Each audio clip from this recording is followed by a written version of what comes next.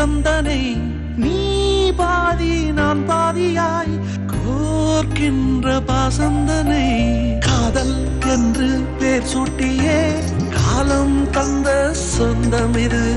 என்னை போலே பெண் குழந்தை